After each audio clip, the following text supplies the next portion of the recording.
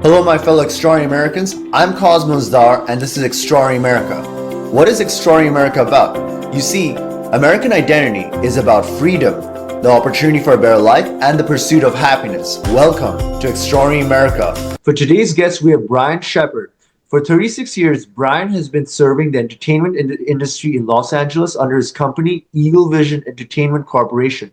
He has worked with every major network in the business, from CBS, CNN, and NBC to CTV, and all the major studios, including Disney, Paramount, and Warner Bros. Throughout his career, he has worked with a multitude of major celebrities, from Tom Cruise to George Clooney, sports stars such as Kobe Bryant, Wayne Gretzky, and Magic Johnson, and rock stars such as Sting, Miley Cyrus, and Taylor Swift, Presidents Barack Obama and George W. Bush, and many, many more. He's a four-time Emmy Award-winning director of photography and has won more than 14 Telly Awards for excellence in video production. He built his business solely through word of mouth and reputation before there was email and social media. Building relationships and being consistent, honest, and reliable were some of the cornerstones of his success. His successful experience in the television business led to a successful investing career in real estate. Although he still serves a select list of clients in television today, he has now turned his efforts to sharing some of the lessons he has learned along the way that were the foundation of why he was able to be so successful in such a highly competitive and mercurial industry. He's also a local author and speaker, recently publishing a book entitled Eagle Spirit for Sovereignty, Wisdom of the Great Masters and Natural World on Freedom, Power, and Self-Preservation. He's an extraordinary American, and I'm honored to have him on the show. Bryan, are you there? I'm here. Thank you. That's a terrific introduction. Thank you. Bryan, thank you so much for taking the time to do this podcast. I'm truly honored. Can you tell me and the audience a little bit more about yourself, your background, your story, and how you got started? Well, originally I'm from Buffalo, New York. I was raised in Maryland. And from Maryland, I went back to upstate New York to go to college for film and television, and I wanted to be in the special effects industry. I wanted to be a movie maker, and so I pursued that in college. And while I was in college, I learned television production. I worked at a couple different television stations. I worked at a PBS station there in Rochester, New York. And then from there, I just packed up everything and I moved out to California. And I was like, I'm going to get in the entertainment industry. And so the rest is kind of history. I started my business shortly thereafter. Wow. So, Bryan, a lot to ask of you, but like a lot of people, they move to Los Angeles, like thinking of like getting the dream and becoming successful, but not most people don't make it. So my question to you is, how did you succeed where most others would fail? Like, how did you go about doing it? Yeah, I mean, that's a good question. I mean, back when I got started, there were you had to call people on the telephone, you had to, pound the pavement with a resume. And so, I think what I had to learn pretty quickly was how to communicate with people pretty, to describe to them what I could bring to the table, to do that in a way in which people gained confidence in what I was, going to embark with them. And so when you instill confidence in people, then they give you a shot and they say, hey, we'll bring you on board. And so that's what I did. So, Bryan, did you have like when you came to Los Angeles from after college? Did you have like a strategic vision in mind of how like how you're going to go about doing everything, or like a certain goal setting in mind, or like what is your strategy altogether for attaining success? Well, when you go 3,000 miles from home, and I was pretty much a homebody. It was hard for me to sort of go out on my own in a sense. I was, a little nervous about doing that. I set a 5-year plan in my mind. I was like, I'm going to give myself 5 years out there. I felt like, I came out here with not much money at all. And I figured I had to get a job pretty quickly. I was really good at getting work, finding work, just about any work. But I wanted to work specifically in television. So I didn't want to do construction work, or I didn't want to do those other kind of things that I had previous knowledge of, but I really wanted to work in television. I gave myself a 5-year plan. I was like, well, I'll try to get this up and going in 5 years. Of course, when you come out of film school, you have an education in directing and shooting and writing. And so you really need to you need to pare down what it is that you can offer people pretty quickly, because you're not going to step into the business as a Spielberg. You're going to start way lower on the rung of the ladders, and you're going to have to work your way up. So where is it you want to work your way up from? And so I started in production, and then I gave myself a 5-year plan to kind of turn it into some sort of career. And so that's basically what I did.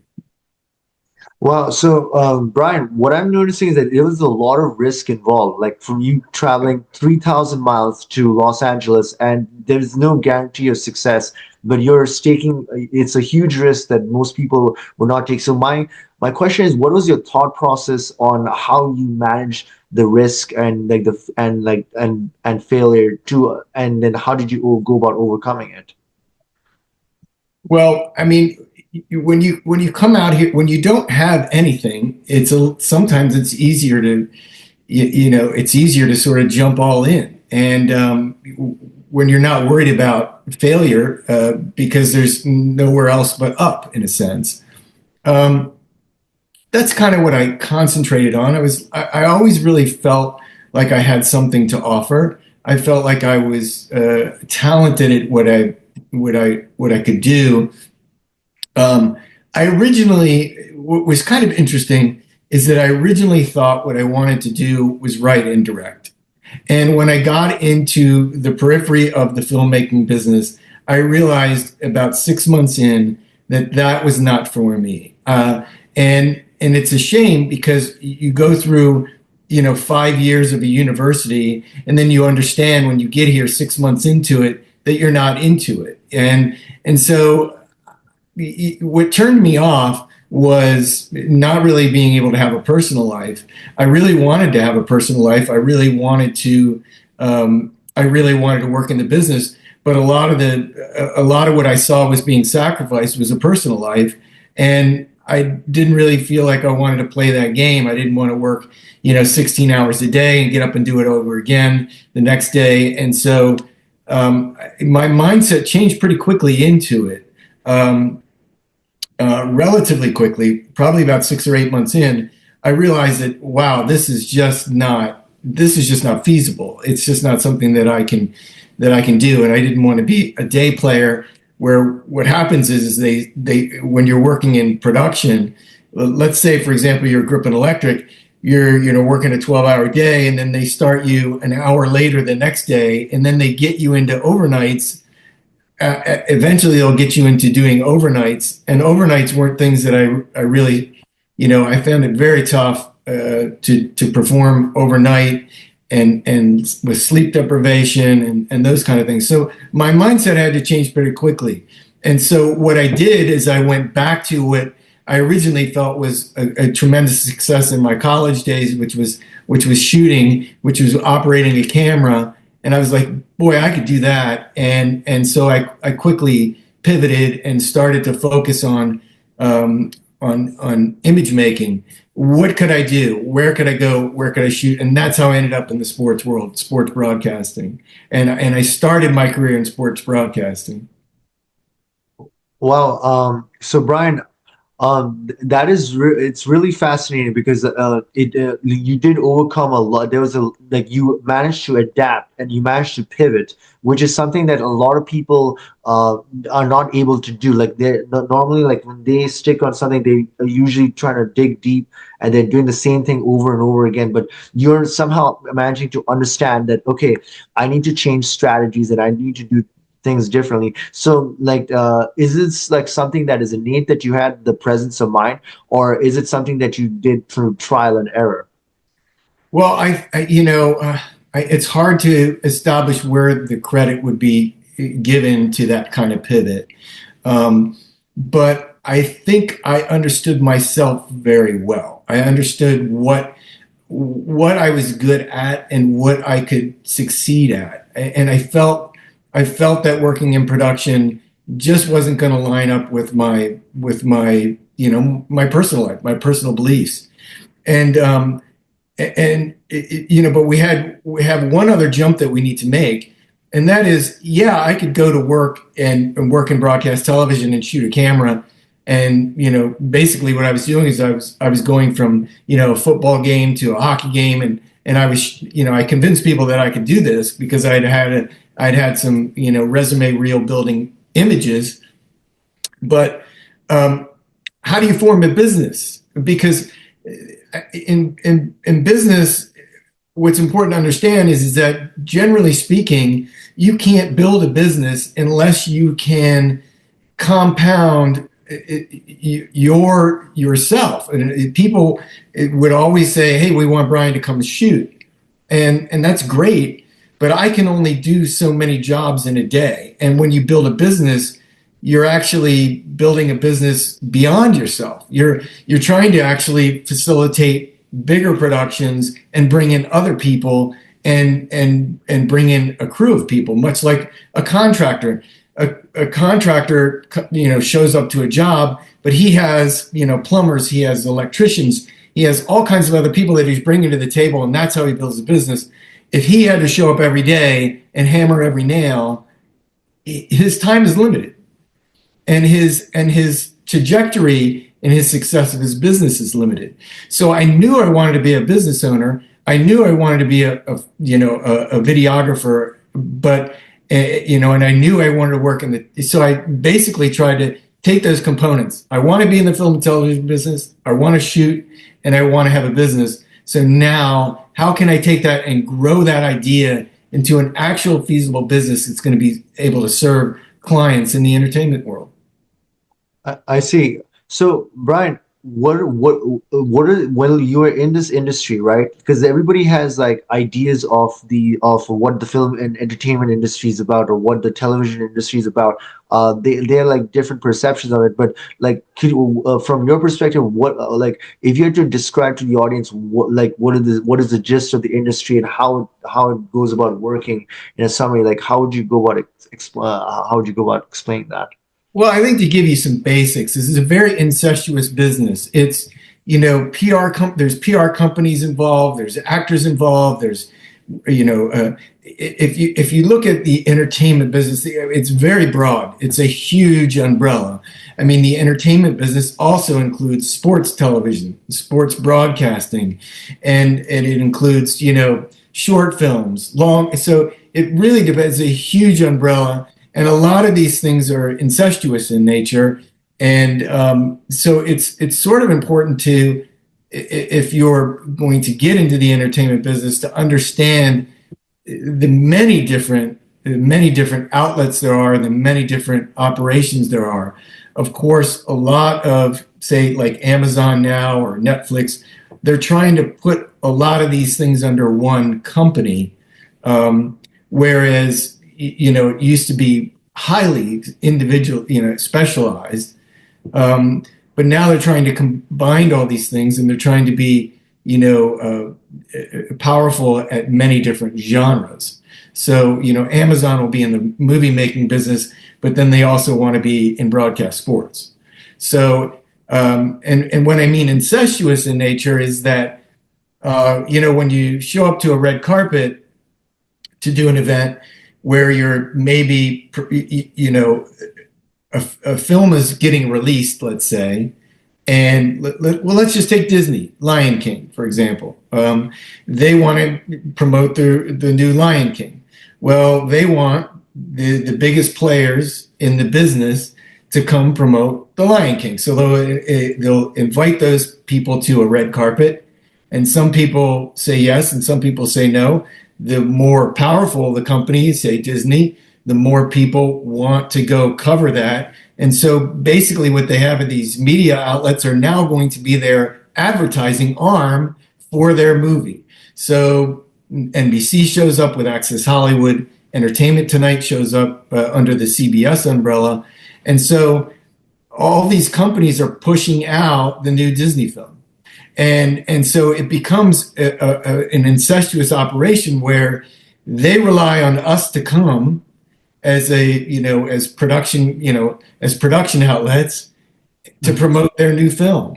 And so it's one of those kind of things where, if, let's say, for example, I was a small little outlet from Minnesota, I might not get the invitation on the red carpet because there's only so many spaces and there's only so many outlets.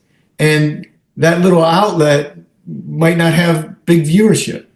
And so Disney doesn't want them there because they're going to sacrifice a space for somebody who's much bigger. And you see that now with influencers and things like that. You can kind of get an idea with the influencing marketplace now of how that comes into play. They want the people with the biggest viewers, the biggest Instagram, podcasting, the same kind of thing. Whether they be Tim Ferriss or whether they be any other popular podcaster, they want people on their show who have followers, because that incestuous relationship allows their show to get pushed out to many more viewers. So you need to really understand all the different dynamics and the things at play. So, Brian, let's say you are, let's say somebody in the audience, like they want to enter the entertainment industry just like you did, like they're inspired by you and they want to basically emulate you and do something similar. But they have a perception that these people, like the big players, are all like they're all closed. It's kind of like a close connection thing where everybody knows each other. Like, how would they go about entering this closed network of elite people in this industry? Boy, that's difficult. I can't tell you how many people have asked me that, and it's a crapshoot. It really is. A person told me a long time ago. He said, the success or failure of each individual generally is based on how much money they can make the person that's hiring them. If they see potential, if they see a Spielberg quality, if they see a person who has, a quality that you can't define, a look that you can't define, a special quality, they want that person, a special writer, somebody who has a gift for something. That's what they're looking for, because that's a way that they can generate revenue in their mind on the back end. So it's very tough. It's getting harder for people because, of this sort of idea that the romantic idea to be in the entertainment industry. Everybody has this romantic idea. It's, at the end of the day, the people that do this stuff, it's a job. It's a job just like any other job. So it is difficult because a lot of, say, colleges now, they have a film and television program, and they're putting out a lot more people than the community can accept. And so all these graduates are coming to Los Angeles or whatever, or they're going to New York or other places like Atlanta, and they're in a big melting pot of people who want to have that same success. So it's getting more difficult, and the money is starting to leave the industry. Budgets are getting tighter. There's more big players involved, and so the revenue streams are getting tighter. And so what I say is the funnel is getting more narrow. So it is tough. I know I didn't answer your question, but it's a very tough one to answer. Yeah, I'm asking because there's so many people, like if they were given the chance, like they would want to go to the entertainment industry and like they work with movies and everything like that. But the perception is that it's very difficult to get in, and like you usually require a lot of money or you require a lot of connections. But you managed to go over there like without any money, but like you did it from the start, which is very impressive, and I applaud that.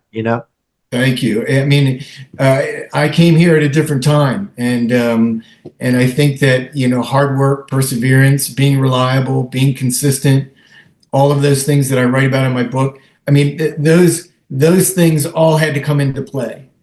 You have to be able to convince somebody when you meet them quickly that you can provide them something, you can give them something, an intangible that they might not receive elsewhere.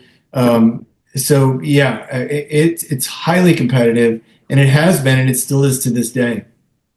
So, Brian, I know you've worked with music stars, you worked with like sports stars, you've worked with movie stars, and even like U.S. presidents. So, my question is, what is some of the biggest lessons you learned like while you were working with these people? I think a big lesson, and a lot of times when I mentor people who come along with me, or I pick up as production assistants or whatever, I mean, one of the things that I sort of tell people is to just kind of know what your job is, and understand what your job is, and understand what their job is. When a Barack Obama shows up to an interview, or whether it be a Magic Johnson, or any of the sports stars that you see today, LeBron James, when they show up to an interview, they're not necessarily interested in what you're all about. They're trying to get their job done. They're trying to get their word out, their interview done, and they're trying to move on. So you need to kind of understand what your job is and what you're facilitating, and you need to be proficient at that. And a lot of these scenarios that you get into when you're interviewing these celebrities and these stars, you have you have maybe a good amount of prep time to prepare, but when they come in, you need to be ready to go. There can't be any hiccups. The equipment's got to work. You need to execute quickly and efficiently. And say LeBron James sits in and he's 2 inches taller than you anticipated. You need to be able to change quickly and get it done right. There's a little bit of time for tweaks, but then sometimes you have these stars for 5 minutes. Sometimes you have them for 25 minutes. It depends on how long an interview might be. If you're doing a long format with a president or somebody else, you might have a little bit more time, but you need to understand what your job is, and you need to be able to execute without flaw. Because if you can't get it, if you can't capture it, if it looks bad, or if somebody doesn't look good, at the end of the day, you won't get asked back to do it again. Wow, so it seems like it's a very high stress, like high pressure kind of thing, like where it's kind of like when you're dealing with big personalities, and also like I'm sure that they'll have like they have big egos and like a lot of different offers so coming from everywhere. So it seems like a very stressful type of environment, especially for you, right? It can be um,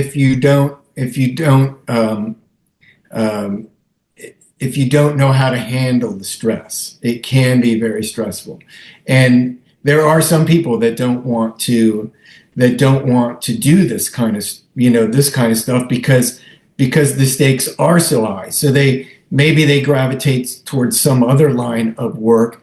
I think what's important to note to your audience is that to be a successful business, a lot of times you really need a blueprint. You need to understand, like when I got into providing production services, which meant gear and equipment and guys and other things, audio recordists and all those other kind of things. I needed a blueprint. I wanted to play at the highest level of this industry. And so what I did is I really modeled myself after guys that I was able to get a glimpse of. I was like, well, what are they good at? So I really studied other people. How do they pitch themselves? How do they, price themselves in the marketplace so that they're not overpriced and they're not underpriced and they're not undercutting people, and so you really need to understand your marketplace. You need to understand where you fit in, and model yourself after somebody who has a degree of success that you want to achieve, and then try to go down that avenue. I mean, that's one of the common themes in my during all my like interviews with different guests is like mentorship and a community of like-minded people. Like it accelerates your growth a lot, and that's something that I advise like my audience as well. Like you have to find the right mentors Because if you don't have the right mentor with whom you can model, like it'll take you years, maybe decades to get to where you want, where you could have got it in like a few years or maybe like even months. So Yes, I agree with that. So absolutely. so Brian, from what was the biggest challenge you had to face when during your time in the industry, and how did you go about overcoming it? Biggest challenges. Wow. You know, I mean, a big challenge is staying viable, staying, you know, viable to people. Over the years, it's changed, and you really need to be able to pivot and see a little bit into the future of the way things are going and how television production is changing. You needed, some of the biggest challenges were we went through format changes. I came in at a time when people that were doing what I was doing were doing it all in film because I basically gravitated towards broadcast television. And that pivot that I made was out of film and into television. And so I needed to understand, okay, what are the tools of the trade? Um, they were shooting a lot of broadcast television was in film and it was being transferred over. But now we were making a pivot to television specific cameras, video cameras. And so that's the time when I entered the business. And then we went from video cameras that were shot in television aspect ratio to video cameras that were now shot in cinematic ratio. And so the biggest challenges were getting financing and trying to figure out how I was going to provide my clients with the state of the art equipment, because that was a sizable investment. And that was one that I took on just by putting things on credit card because, or whatever. I actually had, for a brief moment, a partner from college. We sort of partnered together. And then I realized when this was going to be a success, I bought him out. But that was probably the biggest challenge is what gear was I going to need? How was I going to be able to afford it? And then as time goes by, you're going from videotape, now you're going into digital formats and you're going into high definition formats, and now you're going into 4K. And so you have to have your eye on the pulse of what's going on and not get over leveraged by your investments, but also be able to provide for your clients the right stuff at the right time.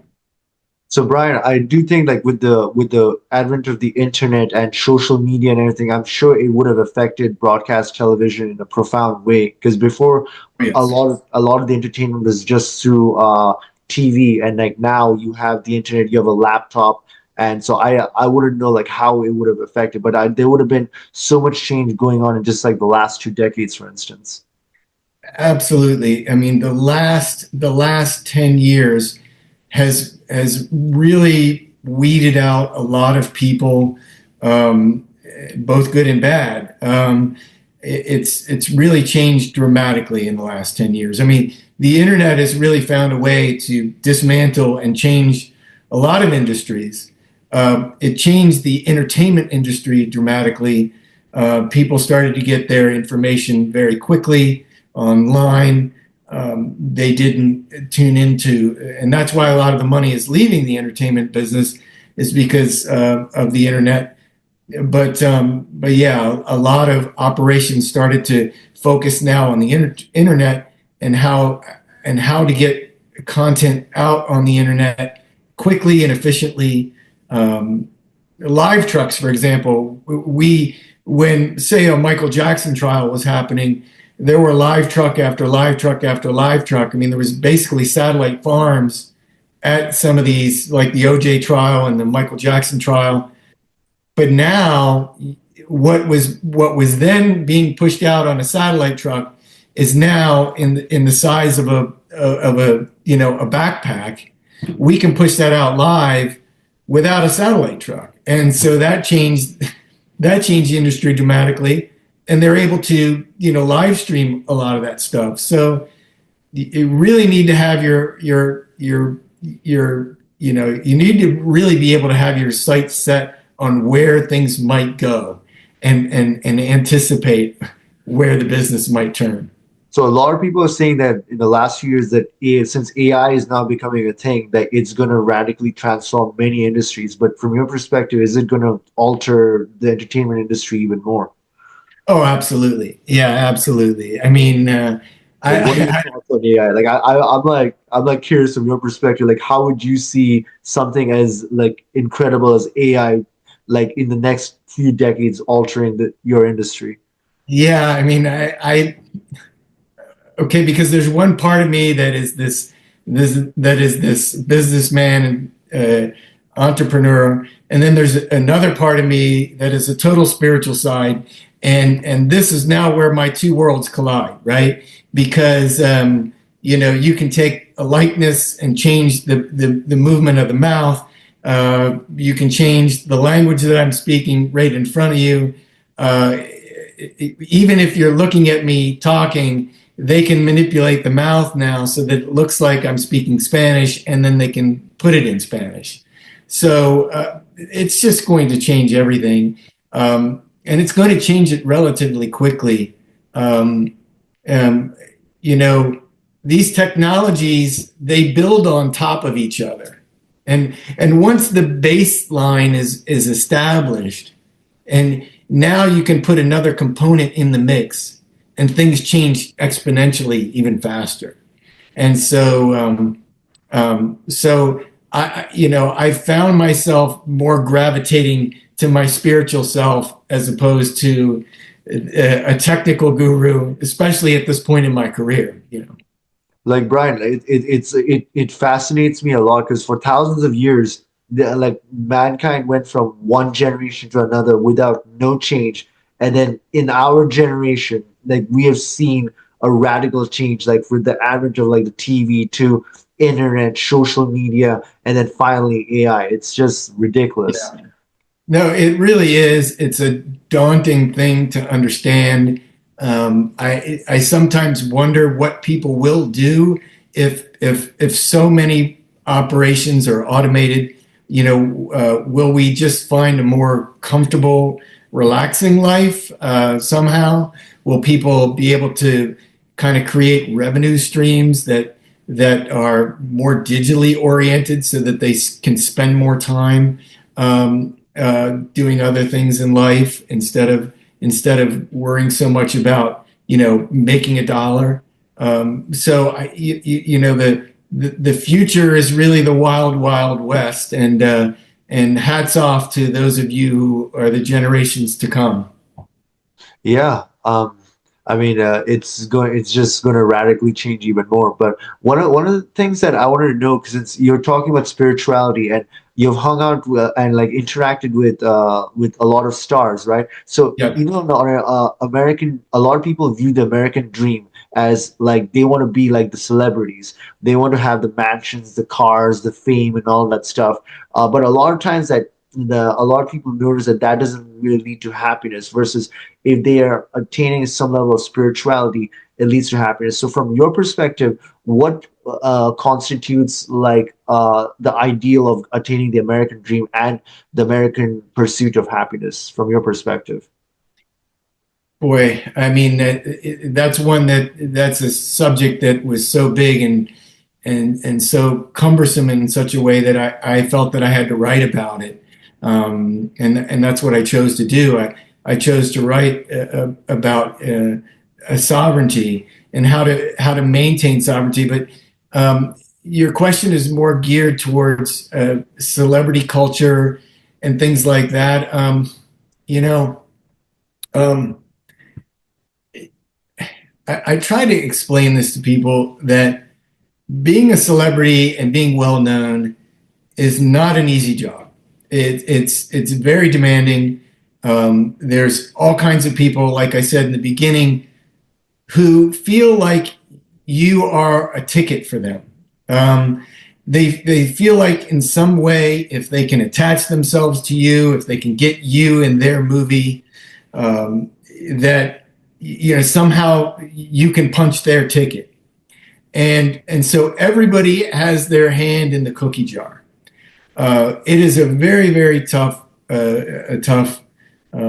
business to be in as a celebrity. Whether you're a sports star, you have to continue to perform night after night after night. And as you see, there are some people with very, very short careers in basketball and hockey and football because, there's always somebody there ready to take your job. There's always somebody there who's bigger, faster, stronger. So if you're LeBron James, you're going to spend millions of dollars a year staying in shape, just staying at the top of your game. If you're a celebrity, you have to make incredibly smart choices about what you engage in terms of what you invest your time in. There's lots of celebrities who picked the wrong movie and they didn't get the accolades that they might have otherwise gotten. They might have won an Oscar had they picked that role. So it comes with a lot of, hand wringing. It comes with a lot of pressures. Everybody wants your time. I mean, these movies, they want you to promote those movies. So you might have done a role, but now they want you to go out and promote that movie. And they need your face out there. So it's very demanding. It's a very tough job. And we've created this celebrity culture where people, they want to be a celebrity. They want to be rich and wealthy. They want to have a mansion. But I can tell you that, and I've seen it firsthand, I've seen the most incredible mansions that you can ever imagine. And those things come with staffs of 20 people. You need just a team of gardeners. You need, and everybody's tugging at your purse strings. They want, they want a bite of you somehow. They want you to pay for something. I can't remember. There's a crazy story that Jamie Foxx told about his electricity bill. It was like $10,000 a month. Wow. Just for electric. And, we were struggling financially and he went through the house and he was flipping off every light and saying, guys, why is every light burning? I got a $10,000 electric bill and I'm almost bankrupt I have to sell a car. And he said selling a car wouldn't even pay for his monthly electric bill. So can you imagine the stress that he has, showing up to an interview with me? Wow. So yeah, that's that's just be careful what you ask for, Cosmos. Yeah, I'm asking because, like, in our country today, like, a lot of people consider the American dream is to be a celebrity, like, let's say a Taylor Swift or a LeBron James. Like, if I can just make it, like, I'm going to be happy. But what I'm getting at from here is, what I'm hearing from you is that just because you become a celebrity or you become rich and famous doesn't mean you're necessarily going to be happy. You just reach a new level of normal, and then the state of happiness and unhappiness, it ultimately comes from a higher sense of spirituality, which brings me to the next question. Like, I wanted to ask you about your book, because Yes. I know you wrote this book called The Eagle Spirit for Sovereignty. Could you tell me and the audience a little bit more about this book and what was the premise that made you write this? Well, I think that when I started to look back at my career, and I started to, I did a little bit of deconstruction. I was like, what got me here? Am I happy where I am? And do I feel successful? What got me there? And I went back to early childhood to find out where I got the sense of who I was. And so the eagle played a big part in that. I grew up in a part of the country where they had a wildlife refuge, and the eagle was an endangered species. It had become very threatened and endangered for a number of reasons, but one of them was for poisoning. And so I established a real affection for the bald eagle specifically, because that was what we were rehabilitating to try to get back into the wild. So I picked it up from there. I was like, well, the bald eagle really taught me so many lessons about life. and living when I really evaluated it. And as early as I don't know, just out of high school, I was formulating a moniker that I would fly under, a logo, if you will, and the eagle was in my logo. And I was like, well, why is that? And so I really wanted to bring to people what the natural world really taught me about how to be a successful individual. Where did I learn a lot of these lessons? I learned a lot of these lessons from the bald eagle. And one of the things that the bald eagle taught me was how to be a survivor, how to thrive from and come back from the brink of extinction. And so that was like one of the first lessons that it taught me. And I was like, well, wow, what else did it teach me? And so then I started to compare what my life was like, as I grew into this person that would have been eventually being known as Eagle Vision Entertainment. And so I really was trying to give people an understanding of how the bald eagle can really teach you lessons about life. But then as I started to peer more deeply into my spiritual undertakings and my spiritual philosophy work, I really started to understand that nature really started to teach me, or was teaching me, a lot about how to function in the world in a spiritual level. And so I started to look at all the great masters throughout time, even ascended masters, but even masters that we knew at our time, where they'd been Martin Luther King or whatever. I mean, these people were great spiritual masters. I mean, they understood spirituality at a degree that we normies didn't really understand, and they were able to capture that and teach it to us. And so now I started to compare what the natural world was teaching me, what the spiritual masters were teaching us, and I started to combine that all into one text and into one book. And I think I did a pretty good job at pulling it all together and understanding what the natural world and what the spiritual masters teach us about how to live in the world and how to thrive.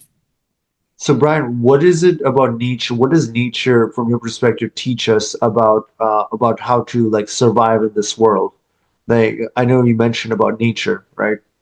Yeah, I mean, nature is always growing, always changing. Everything is always changing in nature all the time. There's a constant cycle of birth and rebirth and rebirth and rebirth. And I think that understanding that, I really started to peer into native cultures and native wisdom and totemic cultures. And totemic cultures really, when they understood nature, and this is a really important question that you're touching on, because when you understand nature and when you understand totemic cultures and why these indigenous cultures thrived so very well, is because they incorporated everything about the earth and everything about nature into their life. There wasn't any stone that went unturned. As a matter of fact, stones even had spirituality and spirit, and rocks and places and things in nature. And they really celebrated this circle of life and this sacred hoop, as they call it. And so everything in nature has a purpose. And when you understand that everything in nature has a purpose and that it's here to really serve a greater good, then you understand that we are not alone overseeing all these things. We are just one tiny component on that sacred hoop, and we rely on everything in that hoop or on that hoop. So, Bryan, the Native Americans had a philosophy of being one with nature, and then there was I find what you're saying interesting, because ultimately there was like a clash of civilizations between the Native Americans and the Western civilization, and obviously Western civilization took on. But before that, America was like it had a very like nature oriented type of thing, to be in harmony with nature, and then we got modern civilization. Absolutely. And I think you're so astute to point that out, because the original founders of this country were naturalists. I mean, they really looked at the beauty of nature. They looked at the plants and the animals and all these great things, that they'd come from a different culture and they hadn't seen some of these things. I mean, the bald eagle, for example, is only known here in North America. It does not live anywhere else. It's native to North America, which is why it's so apropos that the bald eagle is our national bird, or has recently become our national bird, because everybody thought that the bald eagle was the national bird, but it didn't happen until this Christmas. It became the national bird. So the founding fathers were naturalists, and they understood nature and they understood the value of nature. The colonialists, when they came here, really came with this different mindset. They came with a mindset of almost capitalism was the key. And this is where I think our history takes sort of an ugly turn. And we started now to think of dominating, being the best, being number one, being the biggest producer of cotton, being whatever it may be, being number one. And what happened from being a totem culture, which is Native Americans, to being a colonialist mindset, is that we really now looked at how would we dominate? How can we dominate? How can we be the best? And we changed our mindset from, or at least the Native mindset was forced to being changed from a circular mindset that I was talking about, the sacred tooth, to a mindset of linearness, which is a linear way of thinking is number one, number two, number three. Am I number one? Am I number two? Am I number three on the list? And we started to think linearly. And when we did that, we started to abandon all of the great spiritual ideas behind nature, animals, the importance of nature and Mother Earth. And now we start to dominate Mother Earth. We start to pull her natural resources, and literally we're changing nature with our dominance, and that's one of the things that I think we need to change. No, I mean, I agree with you. And I would like to add that I think that if there is no, if there is, because right now, like the thing with like capitalism is that it's kind of like neutral. So like if we continue to overuse the resources of the earth, eventually there'll be a reaction or we'll deplete it. And then we have nothing else left after that. Well, there's some, yes, absolutely. And there's some people that think oil, for example. We've found clever ways to pull every drop of oil we can from the earth. We've now engaged in fracking instead of drilling straight down, and instead of being able to go this way, now we can go sideways in the earth to pull every bit of oil out of it that we possibly can. Well, the earth, the oil acts as an insulator for the core of the earth. And the reason that we might be experiencing some climate differences here and a warmer earth is because we're removing what is this insulator. Oil acts as, or I should say petroleum, acts as an insulator for the earth's core. And so when you remove the insulation out of the earth's core, what are you doing? You're changing the structure of Mother Earth. And this is quite frankly the kind of thinking that the Native Americans were so very concerned about, is that we think here with our minds, and we're very clever at being able to create technology to do all these things. But the native cultures were worried that we weren't thinking with our heart, and we weren't answering problems from the heart. We weren't understanding the problems from our heart.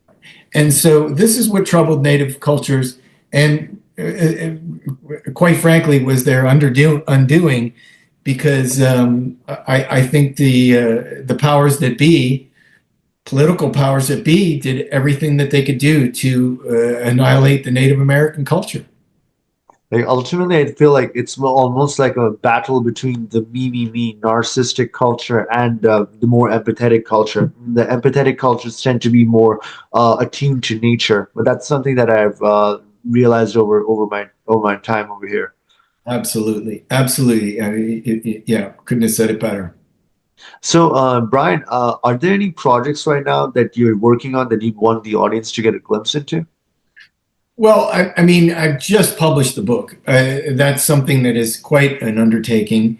It was, as somebody who's been behind the scenes my whole career, it was sort of interesting launching a new book. If I can, I'll just show the cover. I mean, if you see this, it's on Amazon. But that's my latest endeavor, and it's really about speaking about these concepts, about speaking about totemic cultures and why they're important, speaking about the bald eagle and why we should revere the spirit bird, why it's been such a great mentor. I mean, you raised the idea that people need to have a mentor. Well, my mentor as a person who was very introverted, my mentor was the bald eagle. And so I look to it for guidance in the things that it represented. I mean, you know how the country has flown this moniker that the bald eagle is our national bird, but why? Well, it's sovereign. It is the epitome of sovereignty.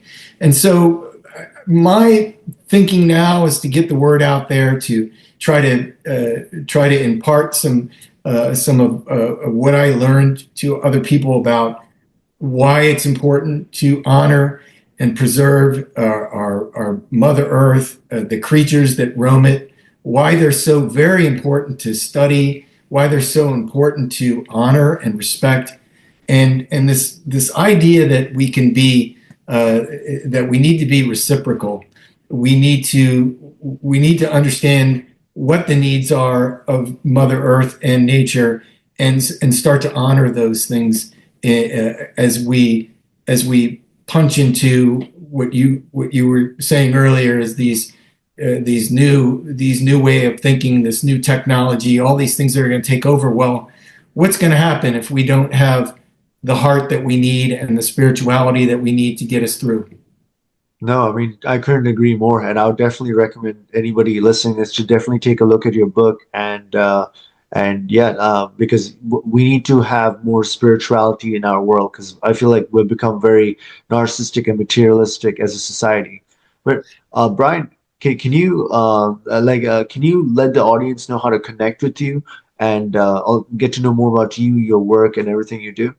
Well, I do have an Instagram. It's Eagle Vision LA. That is, I'm sorry, Eagle Spirit LA. That's my Instagram. You can reach me at Brian at eaglevisionla.com. Those are two ways to reach out to me. I'm not opposed to actually interfacing with people directly. So if you want to reach me through Instagram, it's Eagle Spirit. And if you want to reach me by email, that's totally fine too. Amazing, Brian. And Brian, I'm so grateful that you took the time to come to this podcast and do this show with me. And the lessons that you have taught us is like very valuable. And we all need to know this. And I do hope that you come to this show at a later time. I certainly will, and I can't thank you enough for inviting me. And I do want to share with your audience a little bit about the book, because I think although it's Eagle's Spirit for Sovereignty, it's important to note that what I talk about ultimately in this book, and it's a concept that I raise, and it's called spiritual sovereignty. And we need to exercise spiritual sovereignty. We need to find out who we are, and we need to protect and preserve it. And that's what the focus of the book is. So that when people tune into the book, or when you purchase the book and you take a look at it, you're going to understand that that's what I'm really aiming toward, is how can we cultivate our inner spirit? How can we preserve and protect it? Because some of the people over time, like I said, anywhere from Martin Luther King to Nelson Mandela, they had their freedom taken away, Yeah. but nobody could take away their spiritual sovereignty. And I think that that's the important concept that we hit on in the book, and that I hope people take away. So I can't thank you enough for having me on your podcast, And I think what you're doing is great work, and I champion what you're doing, and I respect it and I honor it, and I wish you all the best. Thank you, Brian. I appreciate that. And I want to conclude this episode by letting my fellow extraordinary Americans know that, hey, look, there's an extraordinary within each and every one of us, and it's our duty to awaken it and unleash it. Until next time, bye for now. Hey everyone, thank you for watching Extraordinary America. If you like what you see, please do subscribe to our podcast and share it with others. Remember that the best investment that you can make in your lifetime is in your own financial education, for it is knowledge that truly sets us free. Also, remember that inflation is diluting your purchasing power, which in turn increases financial bondage. The practical thing to do is to protect the loss of your purchasing power and invest in precious metals or the right cryptocurrencies.